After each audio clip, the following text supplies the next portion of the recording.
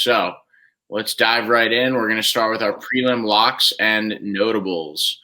I got two that I'm going to just jump right in with, and that is Jessica Eye versus Macy Barber to go the distance. Neither women are particularly, scrapping in any of their fights. Macy Barber likes to throw at range, and most of her shots don't even land.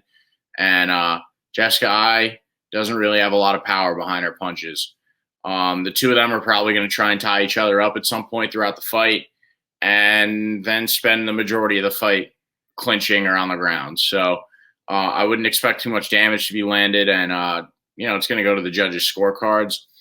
And then the next one I'm going to take, I'm actually taking, this is more of a notable than a lock, but I'm taking Dricus du Plessis over Brad Tavares. I'm really hot on this DDP kid. I've wanted to see him fight for a very long time.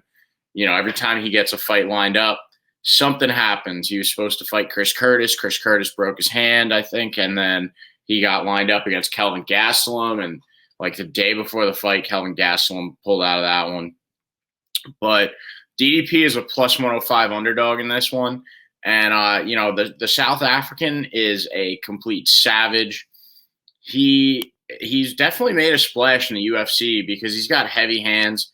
But it's a problem because he hasn't fought since July 10th of last year against Trevin Giles. But he came from KSW, sick promotion, a lot of dogs on steroids out there, and DDP tests negative for steroids every time. So there's some serious power in his hands for him to be able to, and he's got a great chin. If he could just be getting knocked on by dogs with EPO and Tren flowing through their veins. And he's got really good boxing, really solid stand-up combinations, really strong kicks, punches, and he's not super creative with that. He's very fundamental, but it's something to watch when DDP gets. So I'm super excited about that one. Plus 105 dog. I'm probably taking the win by knockout. What do you think of those? And then what do you got for us, Tom? Yeah, last week your prelim lock for the women's fight going the distance hit. Like I said, that method of betting is going to hit 80% of the time, probably even higher if you're going to exclude some of the finishers in the women's divisions. So definitely going to follow you on that. DDP, Brad Tavares, that's a really, really close one to call. I am going to also side with DDP. I'm not going to necessarily say it's a lock because, Brad Tavares and those Australians, New Zealanders, are just known for really, really tough chins. But at the end of the day, DDP, a lot of people forget, he's got a really, really solid grappling base. And even though he's found the power in his hands as of late, he does have that grappling base. I think it was Volk and Izzy were talking about Brad Tavares is going to win because DDP is not going to be able to KO him. And I just think DDP has that strong grappling base. He's got a really strong guillotine. And I don't think Tavares has enough to knock out DDP. And DDP definitely, can stand with him on the feet and has that, grappling base in his back pocket if he has to go to it. So definitely going to follow you with DDP. I don't know if it's a lock, but I think it's definitely worth taking as a straight bet. If that's one that, if you put into a parlay, it could end up, sideways for you just because, Brad Tavares is a really, really good competition, but I think he's starting to get a little bit older now. One lock that I am going to take is Andre Muniz over Uriah Hall. Andre Muniz has really good kicks. He's got a really, really good submission ability. He's a big guy.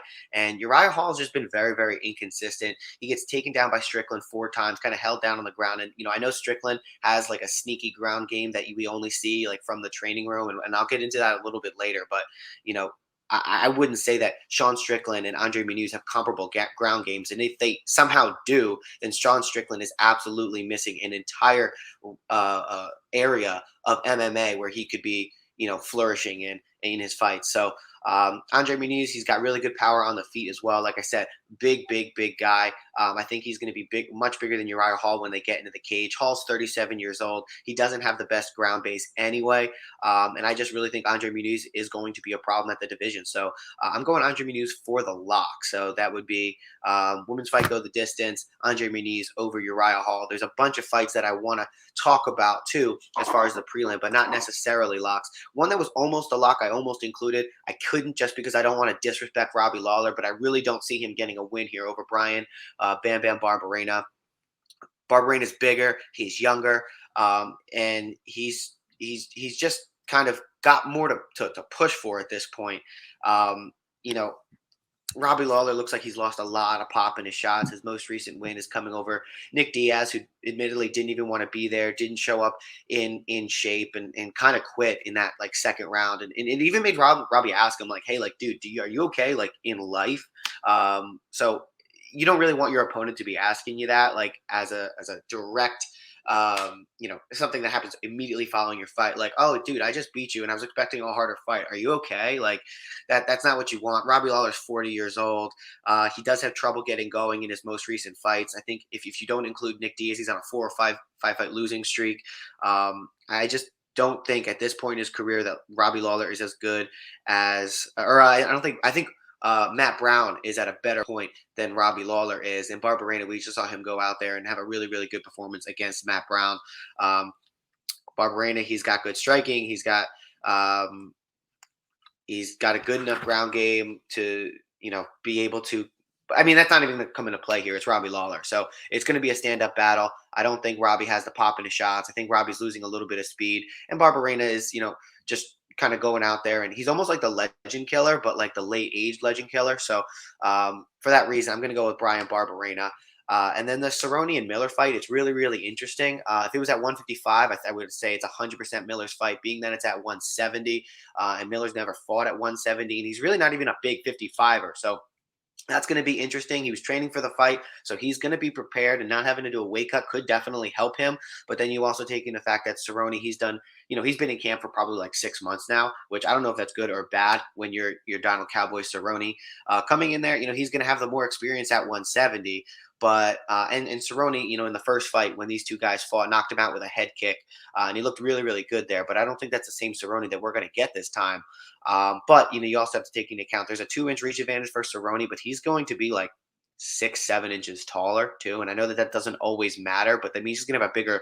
If he's that much bigger, he's probably going to have a longer leg reach. I couldn't find like what the actual leg reach is, but if Cerrone's able to use his legs to kind of stay away from Miller, I think that could definitely be good for him. But at the same time, Jim Miller has, he has a lot more of his, his facilities to him. Listening to him on the Rogan podcast, he's very eloquent, and I just think Cerrone has taken a lot of damage, both inside and outside of the cage.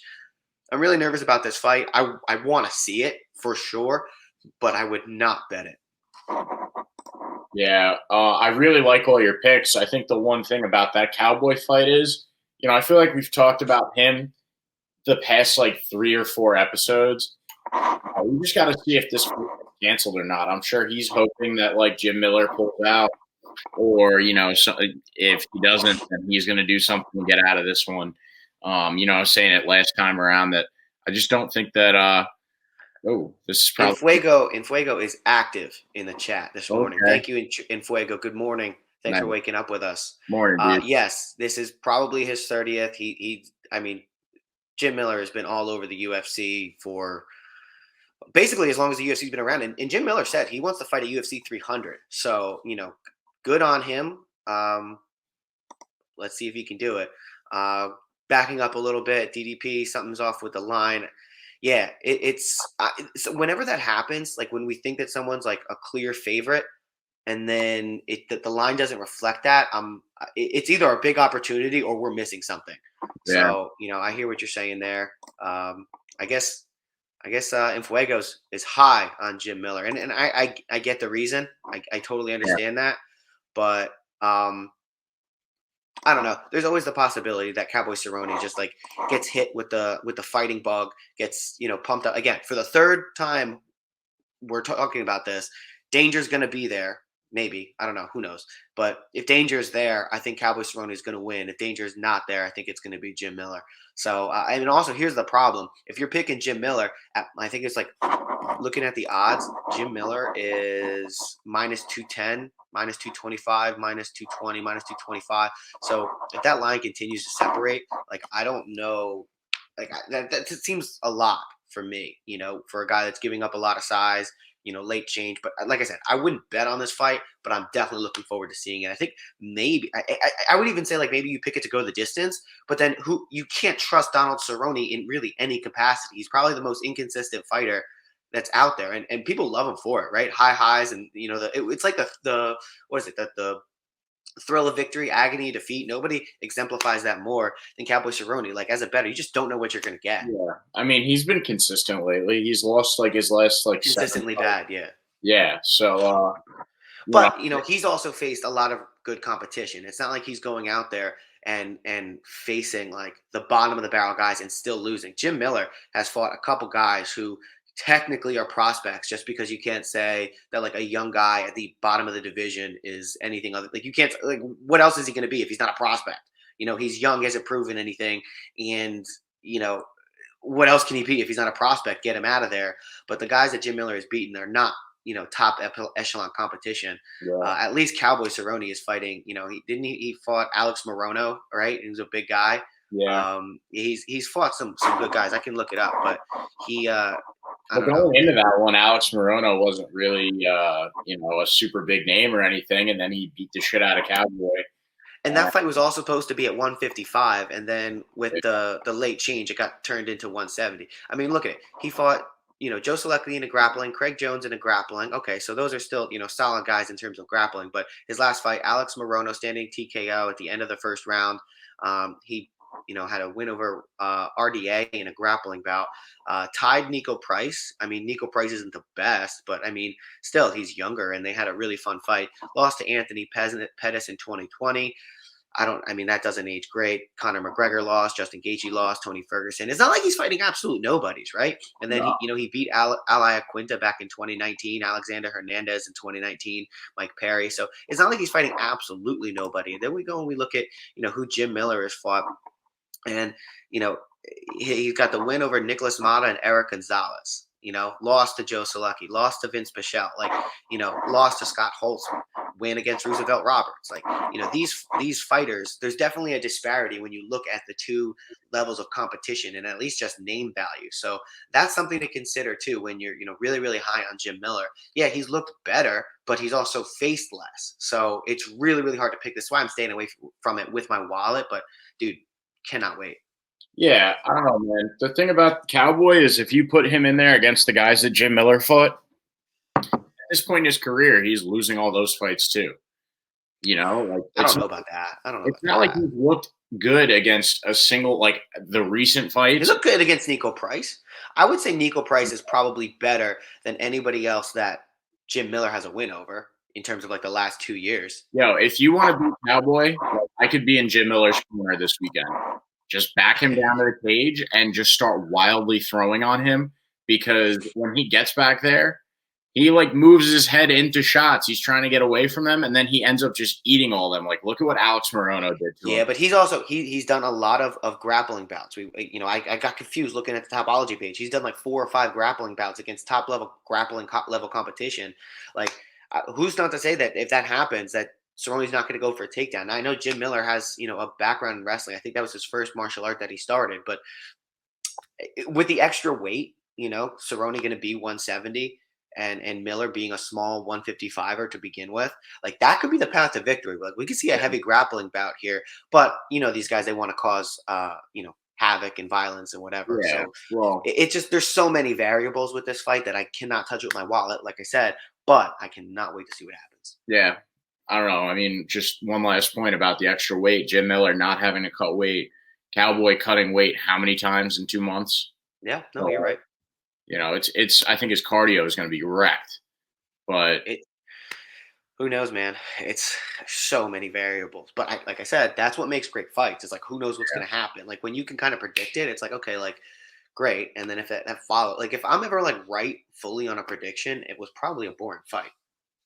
Yeah, I think after this one, if Cowboy does somehow pull out the win, then he should probably just retire on the spot and say "fuck Joe Lozon."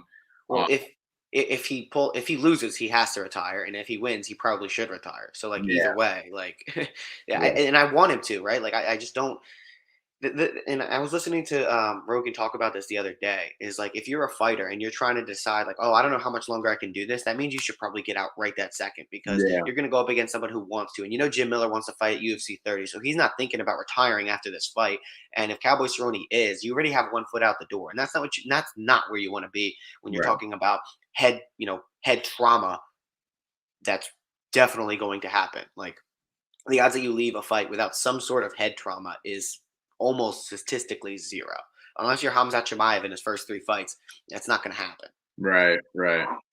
But yeah, I mean, just to like go over and highlight this prelim for anybody out there watching us, our friends, family, people that have found us on Twitter that maybe don't follow the UFC as closely. I mean, this prelim card is stacked. You've got Jessica Rose Clark on there, the DDP fight. Macy Barber who's going to throw punches at the air. 76-inch reach Jalin Turner for lightweight. I mean, you know what, Keith? I think we can talk about this now. That I think we should do an entire video dedicated to the prelims Yeah, because there's just so many good fights that I don't. I mean, and as of right now, we only have 4 main card fights. I know that's going to change, but let's do a video a little bit later in the week where we highlight some of the prelim fights. Once it's a little bit more set, it's early on in the week. There may be some weight issues, hopefully not. But like again, Jalin Turner and Brad Riddell, come on, like this is a yeah, ridiculous card. that's going to be a crazy fight. Yeah, so we'll jump into that later then, but I guess we'll move on to the main card now. And I mean,